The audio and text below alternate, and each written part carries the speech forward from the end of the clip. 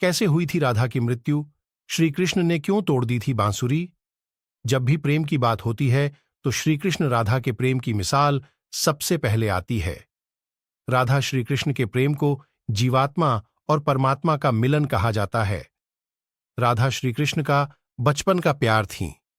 श्री कृष्ण जब 8 साल के थे तब दोनों ने प्रेम की अनुभूति की। राधा श्री कृष्ण के दैवीय गुणों से परिचित थीं। उन्होंने जिंदगी भर अपने मन में प्रेम की स्मृतियों को बनाए रखा। यही उनके रिश्ते की सबसे बड़ी खूबसूरती है। कहा जाता है कि श्री कृष्ण को केवल 2 ही चीजें सबसे ज्यादा प्रिय थीं। ये दोनों चीजें भी आपस में एक दूसरे से गहराई से जुड़ी हुई थीं। बांसुरी और राधा। कृष्ण की बांसुरी की धुन ही थी जिससे राधा श्री कृष्ण की तरफ खींची चली गईं। राधा की वजह से श्री कृष्ण बांसुरी को हमेशा अपने पास ही रखते थे। भले ही श्री कृष्ण और राधा का मिलन नहीं हो सका, लेकिन उनकी बांसुरी उन्हें हमेशा एक सूत्र में बांधे रही। श्री कृष्ण के जितने भी चित्रण मिलते हैं उनमें बांसुरी जरूर रहती है। बांसुरी श्री कृष्ण के राधा के प्रति प्रेम का प्रतीक है। वैसे तो राधा से जुड़े कई अलग अलग विवरण मौजूद हैं, लेकिन एक प्रचलित कहानी नीचे दी गई है। भगवान श्री कृष्ण से राधा पहली बार तब अलग हुईं जब मामा कंस ने बलराम और कृष्ण को आमंत्रित किया। वृंदावन के लोग यह खबर सुनकर दुखी हो गए। मथुरा जाने से पहले श्री कृष्ण राधा से मिले थे। राधा कृष्ण के मन में चल रही हर गतिविधि को जानती थीं। राधा को अलविदा कह कृष्ण उनसे दूर चले गए। कृष्ण राधा से ये वादा करके गए थे कि वो वापस आएंगे, लेकिन कृष्ण राधा के पास वापस नहीं आए। उनकी शादी भी रुक्मिणी से हुई। रुक्मिणी ने भी श्री कृष्ण को पाने के लिए बहुत जतन किए थे। श्री कृष्ण से विवाह के लिए वह अपने भाई रुक्मी के खिलाफ चली गईं। राधा की तरह वह भी श्री कृष्ण से प्यार करती थीं।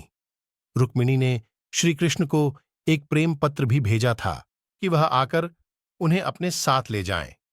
इसके बाद ही कृष्ण रुक्मिणी के पास गए और उनसे शादी कर ली।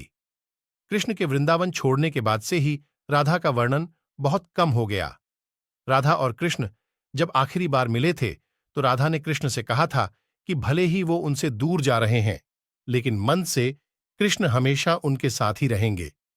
इसके बाद कृष्ण मथुरा गए और कंस और बाकी राक्षसों को मारने का अपना काम पूरा किया। इसके बाद प्रजा की रक्षा के लिए कृष्ण द्वारका चले गए और द्वारकाधीश के नाम से लोकप्रिय हुए। जब कृष्ण वृंदावन से निकल गए तब राधा की जिंदगी ने अलग ही मोड़ ले लिया था। राधा की शादी एक यादव से हो गई। राधा ने अपने दांपत्य जीवन की सारी रस्में निभाईं और बूढ़ी हुईं, लेकिन उनका मन तब भी कृष्ण के लिए समर्पित था। राधा ने पत्नी के तौर पर अपने सारे कर्तव्य पूरे किए। दूसरी तरफ श्री कृष्ण ने अपने दैवीय कर्तव्य निभाए। सारे कर्तव्यों से मुक्त होने के बाद राधा आखिरी बार अपने प्रियतम कृष्ण से मिलने गईं।